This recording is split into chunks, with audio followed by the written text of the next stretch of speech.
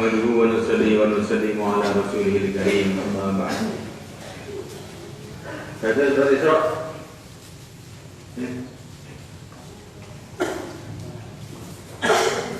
Ada.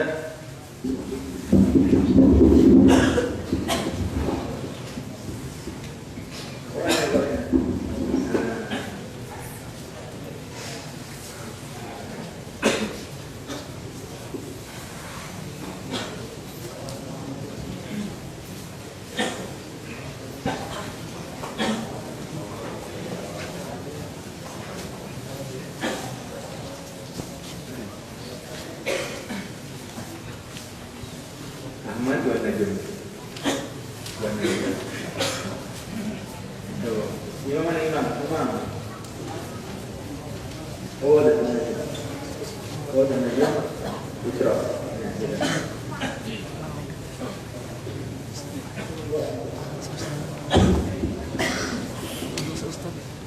Ya.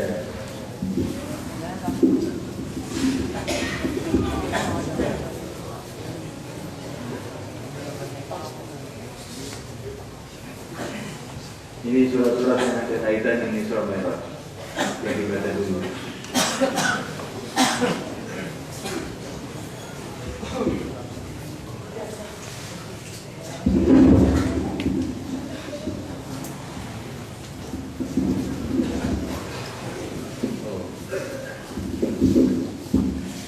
Bismillahirrahmanirrahim.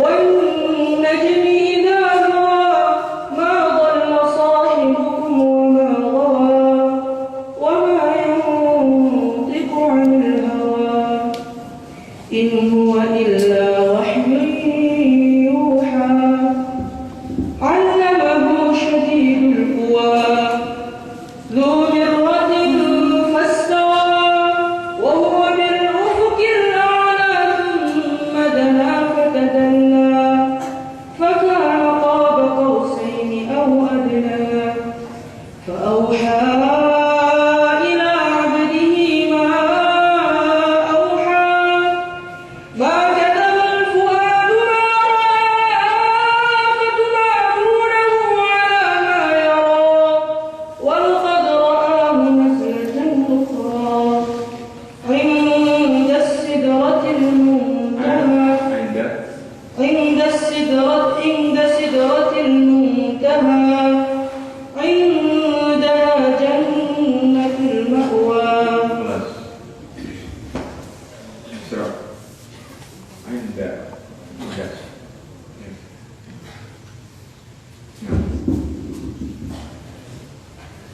أعوذ بالله من الشيطان الرجيم.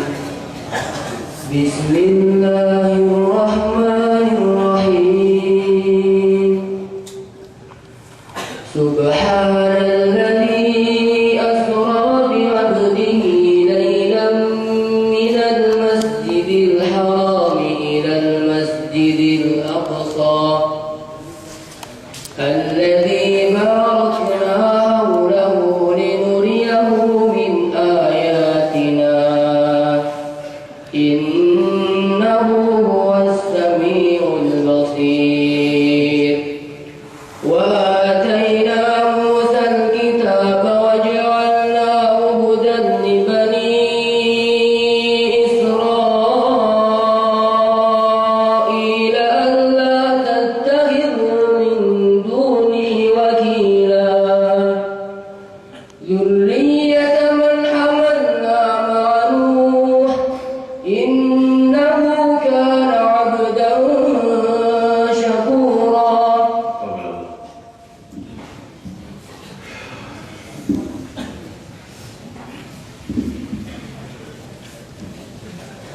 Santri-santri semua, Isra Mi'raj ini satu kejadian yang belum pernah terjadi kepada siapapun manusia, termasuk para nabi, para rasul sebelum yang mulia baginda Muhammad SAW. Bahkan kejadian ini terjadi untuk baginda Nabi cuma sekali saja. Ini satu kejadian besar, mukjizat besar yang dengannya Allah telah istimewakan yang mulia baginda Muhammad SAW. Isra ini adalah perjalanan dari Masjidil Haram ke Masjidil Aqsa. Mi'raj ini adalah perjalanan dari Masjidil Aqsa naik sampai Sidratul Muntaha, tempat yang sudah tidak mungkin ada makhluk bisa naik ke atas, notok ya, namanya Muntaha dan notok.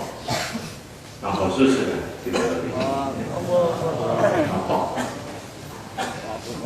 Kelasnya yang notok, bukan orangnya. Kalau orangnya itu nggak paham. Ya.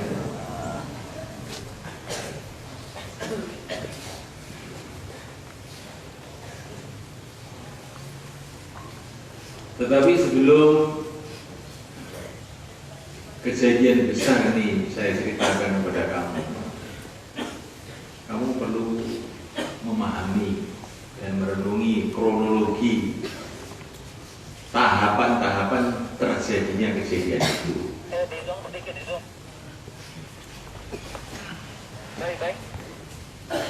Kejadian ini terjadi di akhir-akhir bagian Nabi SAW di Makkah Mukarramah.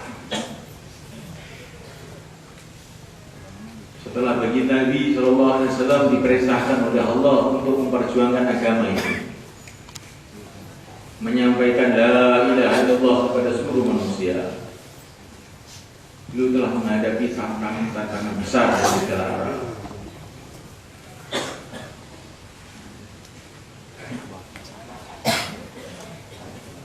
Tiga 13 tahun di Makkah Mukarramah ini penuh dengan tantangan. Di akhir-akhir 13 tahun itu, saking beratnya tantangan di Makkah, baginda Nabi telah pergi ke Taif dengan harapan orang-orang Taif ini akan lebih lembut dari orang-orang Mekah. Orang Taif ini juga masih ada hubungan famili juga dengan Rasulullah alaihissalam. Tinggal mereka ada di gunung, udaranya sejuk, tidak seperti di Mekah. Barangkali menurut pandangan sebagian orang ini, orang-orang yang tempatnya di gunung-gunung, tempatnya sejuk, lebih tenang pikirannya, lebih tenang hatinya daripada yang di Makkah yang panas ini. Karena orang itu udaranya panas itu suka marah terus biasanya. Tapi ternyata orang gunung ini tidak jauh juga dari orang Mekah, bahkan lebih keras.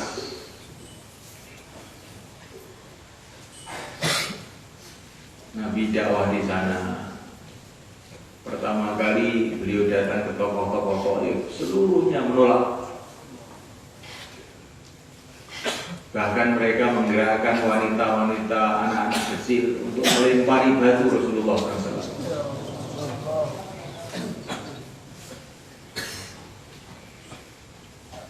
Sayyidul Makhlukat, Sayyidul Anbiya, kekasih Allah, dilempari batu.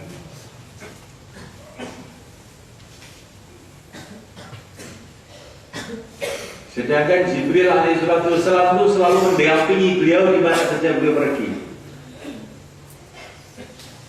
Apalagi kok Nabi, ada seorang sahabat namanya Hasan. Nabi mengatakan Hasan ini didampingi Jibril kemana-mana selagi dia masih membela Nabi Allah. Bagaimana nabinya itu? Yang membela Nabi itu didampingi Jibril. Bagaimana nabinya? Semua ini adalah pelajaran buat kita. Memang agama ini mahal. Cuma itu aja. Agama ini mahal.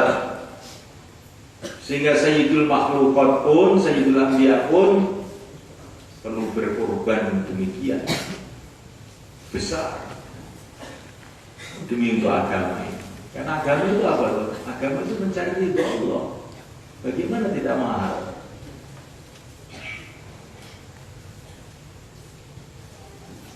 Nah, melainkan Allah SWT sampai Nabi berdoa dengan doa yang sangat-sangat menyentuh hati bagi orang yang membacanya.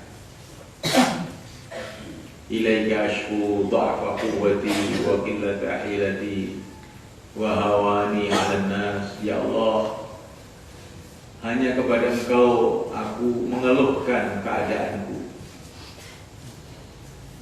Habis usahaku, lemah kekuatanku, hina aku di depan manusia. Tetapi ya Allah, asalkan Engkau tidak marah kepada aku tidak peduli, katanya.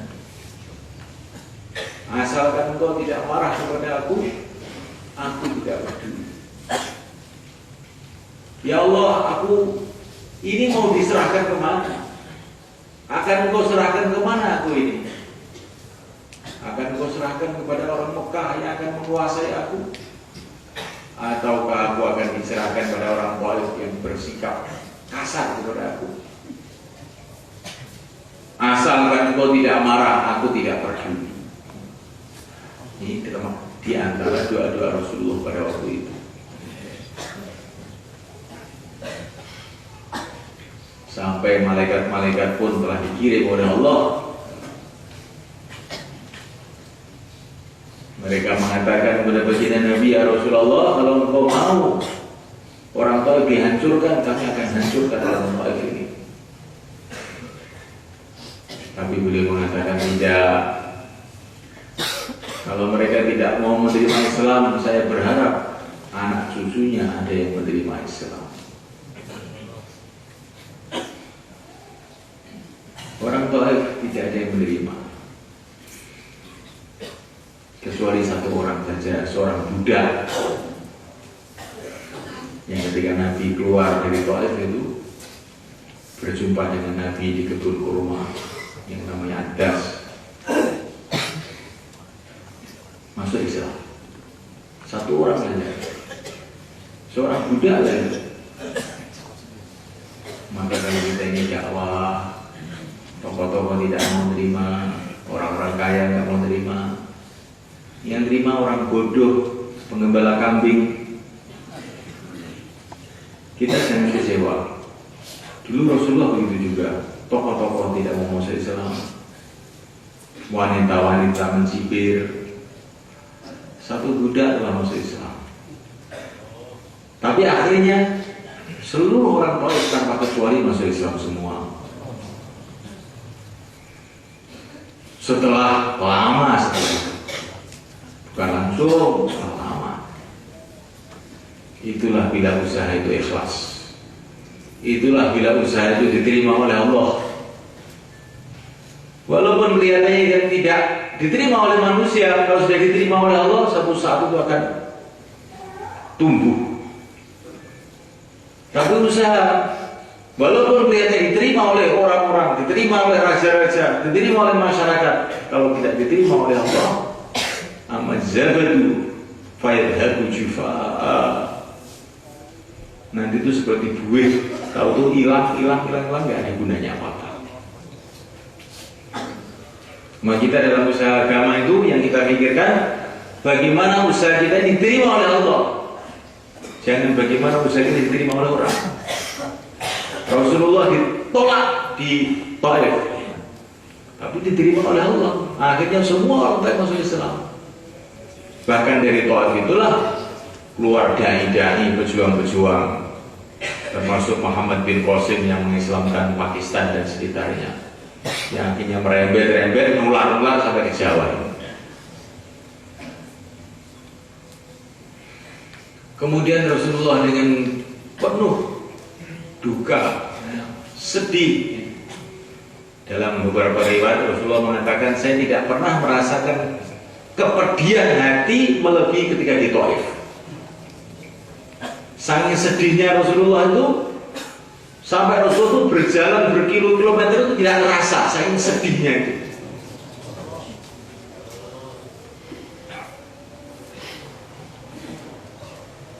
Maka beliau sholat subuh di satu tempat yang nama Wadin Nakhil. Tidak ada temannya kecuali satu orang saja, Zaid bin Harithah radhiyallahu ta'ala yang menemani beliau mulai berangkat ke Thaif. Di situ Rasulullah mulai dikasih bagian-bagian keberhasilan yang telah beliau buat di Thaif. Beliau sholat situ, ternyata habis sholat itu yang makmum banyak ternyata itu. Ternyata bukan dari bangsa manusia, dari bangsa jin. Seolah-olah Allah memberitahu kepada nabinya Muhammad, kamu jangan sedih ditolak oleh manusia. Makhluk saya itu banyak, kalau manusia nggak mau ini loh, saya datangkan jin untuk ikut sama kamu. Qul uhiya ilayya anna mustama'ana nafarun minal jinni wa qalu inna sami'na qur'anan ajaba. Jin itu pada masuk Islam. Kemudian Rasulullah masuk ke Mekah, balik ke Mekah.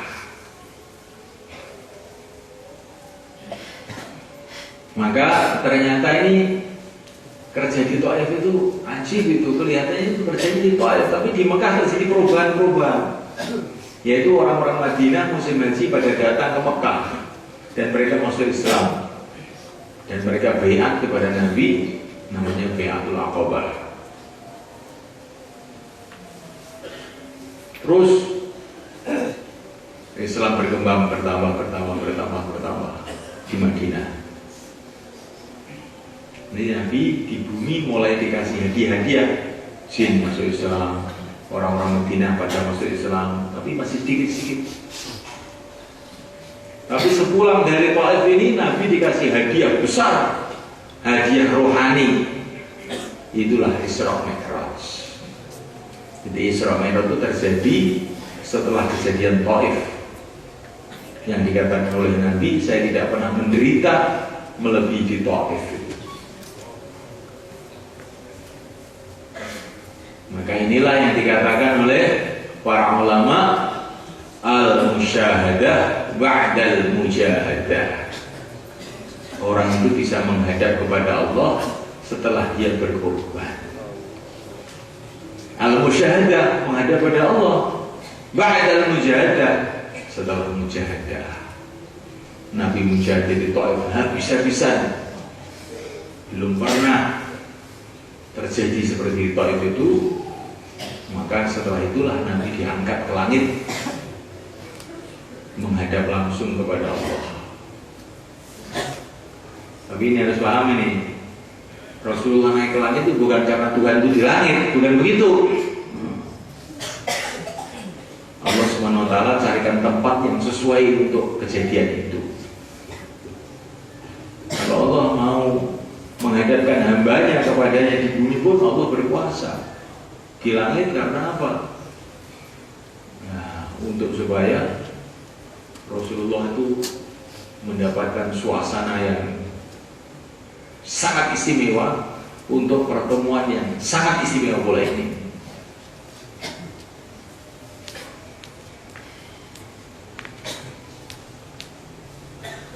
Naik beliau dari Makkah ke Masjidil Aqsa. Beliau di situ sudah melihat macam-macam keadaan, perjalanan dari Masjidil Haram ke Masjidil Aqsa itu sudah melihat macam-macam itu sebelum naik ke langit. Subhanalladzi asra bi 'abdihi laila minal Masjidil Haram ila Masjidil Aqsa linuriyahu min ayatina.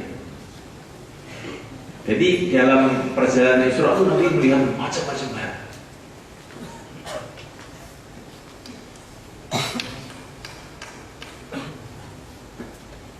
Di antaranya dalam perjalanan itu, ketika Nabi berjalan dengan Jibril alaihissalam dengan mengendarai buruk, maka ada panggilan dari sebelah kiri. Muhammad, berhenti. Tapi Rasulullah tidak mau noleh, terus saja. Maka Jibril mengatakan, selamat ya Rasulullah. Apa itu tadi? Itu panggilan dunia ya Rasulullah. Kalau engkau tadi noleh, umat kamu akan tergila-gila dengan dunia semua. Tidak ada yang mau agama. Ini pelajaran. Seumpama Rasulullah noleh, umatnya akan tergila-gila dengan dunia semua. Jadi fikir, hati orang yang bertanggung jawab agamanya akan mempengaruhi umat. Semua Rasulullah noleh, umatnya akan sesat. Nah kita ini kalau ingin supaya umat ini baik, pertama kali kita ini jangan sekali-kali noleh ke dunia, ingin jadi pegawai negeri, ingin ijazah, ingin ini. Kalau santri kalau sudah noleh, ini seperti itu tadi, nanti umatnya ini akan rusak. Maka kalau ada santri tamat aliyah kok pamitan, itu saya sedih. Wah ini noleh ini, noleh dipanggil dunia. Mau apa? Mau kuliah. Wah bukan hanya noleh itu, pengen itu lehernya jadi kaku nanti. Terus jalan terus, ada yang manggil di sebelah kanan, Muhammad. Rasul terus, selamat ya Rasulullah, kata Jibril. Tuhan kok tidak noleh? Apa itu? Setan. Seumpama Tuhan tadi noleh, umat engkau akan ikut setan semua, nggak ada yang mau agama. Nah ini loh, nolehnya Rasulullah itu bisa akibatnya panjang. Sekarang Rasulullah tidak ada, tapi ada waris-warisnya Rasulullah, yaitu orang-orang ahli agama, orang ahli dakwah, orang ahli ilmu. Ini waris-warisnya Rasulullah. Dakwah itu dari mana? Dari Rasulullah. Ilmu dari mana? Dari Rasulullah. Nah kalau waris-warisnya Rasulullah itu noleh ke dunia, noleh, atau noleh kepada panggilan-panggilan syaitan tadi itu, la haula wala quwwata illa billah, bisa bahaya. Tapi ini macam-macam riwayat dalam masalah ini. Ada yang mengatakan panggilan kiri itu panggilan Yahudi, panggilan kanan panggilan Nasrani. Kalau engkau noleh kiri, umat kamu mesti Yahudi semua. Kalau ke kanan, umat kamu noleh Nasrani semua. Wallahu a'lam. Yang jelas itu untuk menghadap kepada Allah Subhanahu wa taala itu, Nabi itu dikasih taufik oleh Allah tidak noleh kemana-mana. Riksa itu aja. Ada riwayatnya perlu dicek nanti.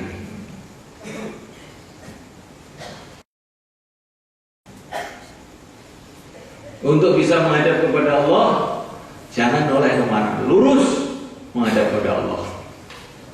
Jangan noleh ke dunia, jangan menoleh bicara-bicara yang syaitan, jangan menoleh kemana-mana. Tawajuh total kepada Allah. Jawab mereka.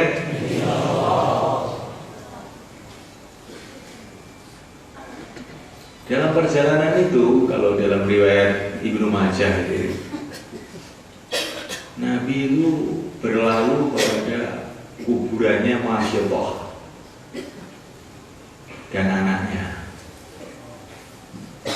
Masyaallah itu adalah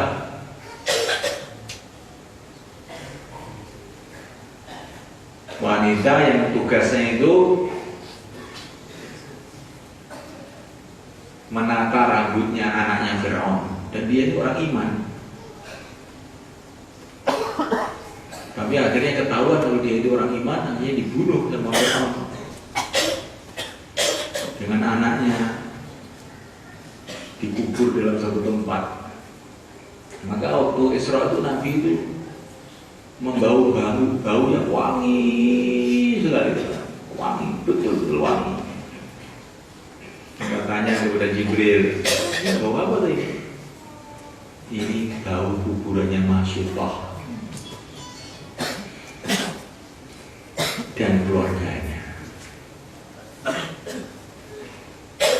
Dalam riwayat yang lain mengatakan, Nabi mengatakan, saya ini sudah pernah masuk ke surga, tapi kuburannya Masyitah ini baunya lebih wangi dari surga. Itu wanita yang dibunuh hanya gara-gara agama. Ini kalau menurut orang sufi, ini satu pelajaran bahwa kekuburan orang-orang soleh itu penting. Nabi itu Mi'raj mau menghadap pada Allah, kok mampir ke kuburannya Masyitah itu loh. Maka saya kalau mau ngimam itu mampir ke kuburan itu. Ini Isra Mi'raj itu saya anggap gitu aja. Saya mengucapkan salam sama ayah saya, sama mbah saya, sama santri-santri yang di situ. Assalamualaikum warahmatullahi wabarakatuh. Ada biar minum minat musalifun. Insyaallah anda bikum laikun sebagai sholat. Biasanya sholatnya itu agak tenang sedikit. Maka ulama-ulama dulu kuburan itu didekatkan masjid, itu bagus itu. Karena itu sunnah Nabi, kuburan didekatkan masjid seperti kuburan Nabi dan Sayyidina Abu Bakar, Sayyidina Umar. Nah, kalau ada orang Wahabi bilang, saya nggak mau sholat karena ada kuburan di dekat masjid. Oh, kamu itu kelihatan itu sunnah Nabi kok kuburan dekat masjid itu. Kamu orang mana? Orang Saudi? Nah, kamu di Madinah nggak tahu kuburan di masjid itu? Nggak tahu? Nggak pernah ke Madinah orang Saudi? Oh, gimana kamu ini? Nah, oleh karena Allah SWT, ini ceritanya panjang di Isra Mi'raj ini. Nabi pun naik ke langit.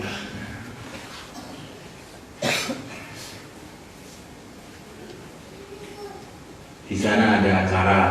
Ini sebagian riwayat, acara ini ketika di langit ada yang mengatakan ketika di Masjidil Aqsa. Acaranya apa? Seluruh arwahnya para nabi dikumpulkan semua, sholat makmum pada yang mulia baginda Muhammad SAW. Jadi di langit sana itu kayak diadakan peresmian, biar seluruh penduduk langit tahu semua, biar orang yang di dunia, orang yang di barzakh tahu semua bahwa ini adalah Sayyidul Awwalin wal Akhirin, Sayyidul Anbiya al Mursalin. Jibril adzan, Nabi ngimami di situ. Seluruh para nabi makmum di situ. 124.000 nabi. Allahumma sholli wa sallim wa barik alaihi. Ini kamu renungi nih supaya kamu itu tambah cintanya kepada Rasulullah itu.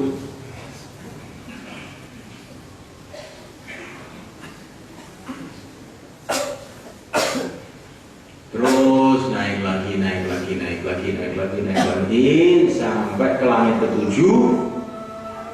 Di sana yang mulia baginda Muhammad SAW berjumpa dengan Nabi Ibrahim di dalam riwayat Muslim.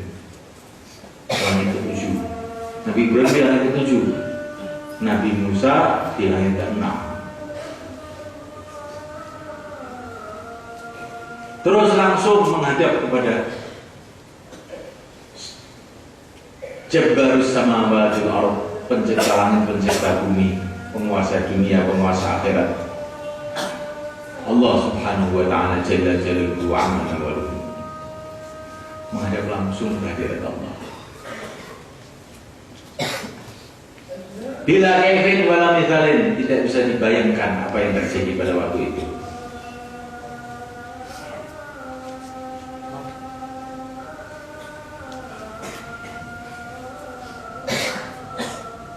Dalam beberapa riwayat ketika Nabi mau menghadap kepada Allah itu,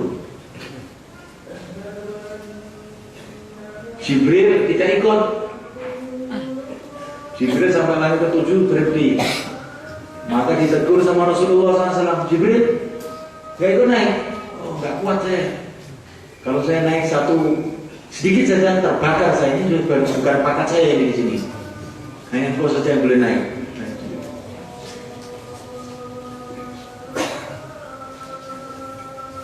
Allahumma salli wa sallim wa barik.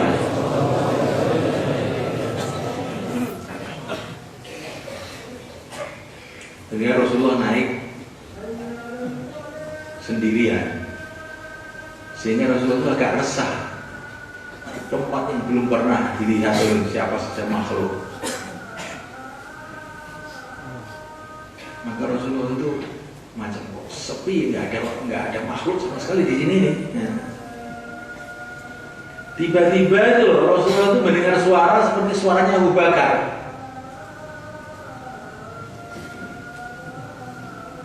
Suara Abu Bakar itu menyuruh kepada Rasulullah, ya Rasulullah tenang, lihatlah, pandanglah Tuhan engkau.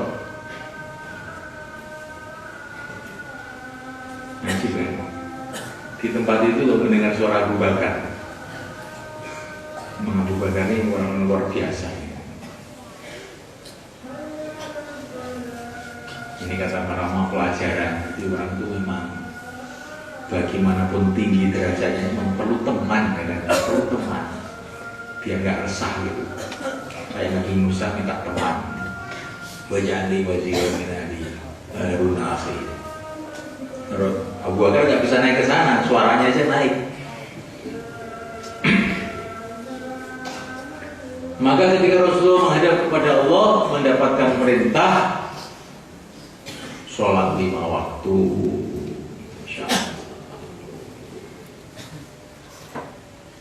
Jadi sholat 5 waktu itu luar biasa ceritanya. Untuk mendapatkan perintah ini, Rasulullah itu langsung menghadap kepada Allah, langsung melihat kepada Allah, langsung mendengar firman Allah. Sebelum itu beliau harus mengadakan perjalanan dari Masjidil Haram, Masjidil Aqsa, naik ke langit, bertemu dengan seluruh nabi, seluruh rasul, baru mendapatkan perintah ini. Ini pelajaran buat kita, kata para ulama, bagaimana istimewanya sholat 5 waktu itu.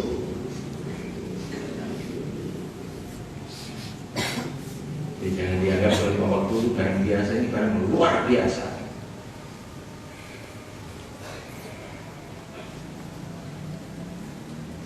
Sudah menjadi sunnatullah, apa saja yang Allah berikan kepada nabinya, itu umatnya dapat bagian. Rasulullah dapat keistimewaan menghadap langsung kepada Allah dengan Mi'raj, maka umatnya pun dapat bagian, yaitu sholat 5 waktu. Barang siapa sholat 5 waktu, maka dia berarti menghadap langsung kepada Allah. Maka dikatakan dalam satu hadis, as-sholatu qurbanul mu'minin. Sholat itu adalah mendekatnya orang mukmin kepada Allah. Dalam Quran dikatakan wasjud waqtarib, sujud dan dekatkan diri kamu kepada Allah. Jadi orang itu kalau sudah sholat itu sudah dekat kepada Allah, kayak Mi'raj. Sedekat-dekatnya hamba kepada Tuhannya adalah waktu sujud. Maka Nabi itu kalau menghadapi masalah apa saja sujud. Udah, kalau sudah sujud selesai masalah.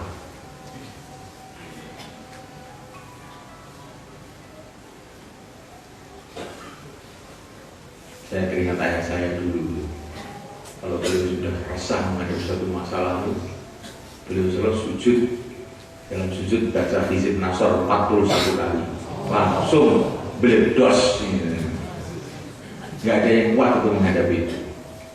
Tapi saya nggak kuat, saya sendiri yang nggak kuat kalau sujud 41 nggak kuat saya.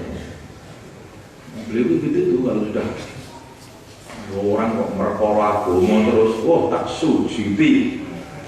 Nah, dijambu mente kan. Ini ilmu kiai itu ngerti, kiai rapat dungo, guys, tinggu tekan wong itu. Jadi semuanya Allah SWT Ini saya pakai bahasa Jawa biar yang paham, khusus orang Jawa saja. Kalau ingin paham, tanya nggak sama orang Jawa.